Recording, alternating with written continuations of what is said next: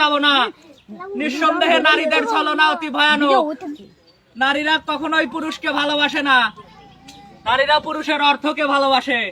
দুধ দিয়ে গোসল করে জীবনে আর প্রেম বিয়ে না করার শপথ করলেন হাশেম। সিরাজগঞ্জ প্রতিনিধি তথ্যচিত্রে দেখুন বিস্তারিত।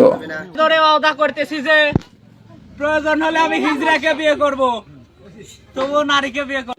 সিরাজগঞ্জের তাড়াশ উপজেলায় প্রেমের ব্যর্থতা শোক ভুলতে হাশেম আল ওসামা নামের এক তরুণ মাথা নেড়া করে দুধ দিয়ে গোসল করেছেন। সোমবার 8 জুলাই সকাল 11টা 30 দিকে তাড়াশের একটি গ্রামে এই ঘটনা ঘটে।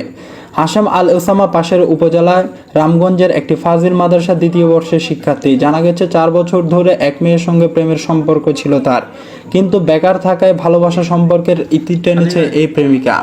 এর আগে দুঃখে নিজের মাথা নেড়া করে দুধ দিয়ে গোসল করেছেন তিনি।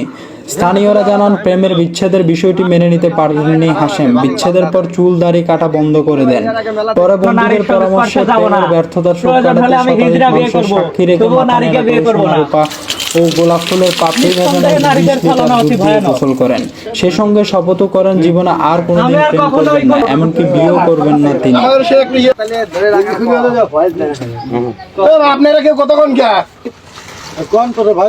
ওসামা বলেন, কুড়িগ্রামের এক মেয়ের সঙ্গে সামাজিক যোগাযোগ মাধ্যমে ফেসবুকের মাধ্যমে পরিচয় হয়। 4 বছর ধরে প্রেমের সম্পর্ক। আমার সবকিছু জানতো সে। আমাকে ছাড়া জীবনে অন্য কাউকে বিয়ে করবে না বলে শপথ করেছিল, কিন্তু কয়েকদিন আগে আমি বেকার সে অজুহাত দেখিয়ে প্রেমের সম্পর্কের বিচ্ছেদ ঘটায়। বিষয়টি আমি মেনে নিতে পারিনি। তিনি বলেন, বন্ধুরা আমাকে অনেক বুঝিয়ে দুধ দিয়ে গোসল করার পরামর্শ দেয়, যে কারণে 20 লিটার দুধ দিয়ে গ্রামবাসীর সামনে গোসল করি। শপথও করেছে জীবনে আর কোনোদিন প্রেম বিয়ে নয়। এ ব্যাপারে তাড়াশ ইউনিয়ন পরিষদের ইউপি ভারপ্রাপ্ত চেয়ারম্যান আক্তার হোসেন বলেন, বিষয়টি আমি শুনেছি ছেলেটির সঙ্গে একটি মেয়ের প্রেমের সম্পর্ক ছিল। সম্প্রতি মেয়েটির বিয়ে হয়ে যায়, এতে মন ক্ষুণ্ণ হয় সে। রাগে দুঃখে হাশেম মাথা নেড়া করে দুধ দিয়ে গোসল করেছেন বলে। আমি আর কখনোই কোনো নারীর সংস্পর্শে যাব না। প্রয়োজন হলে আমি হিজড়া বিয়ে করব, তবুও নারীর কাছে যাব না। নিঃসন্দেহে নারীদের ছলনা অতি ভয়ানক। তাই আমি সাধুরূপে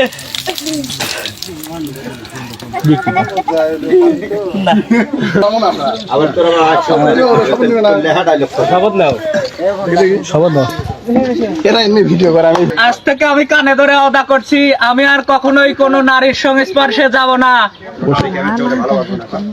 কারণ নারীদের ছলনা অতি ভয়ানক। ছলনা অতি ভয়ানক। নারীরা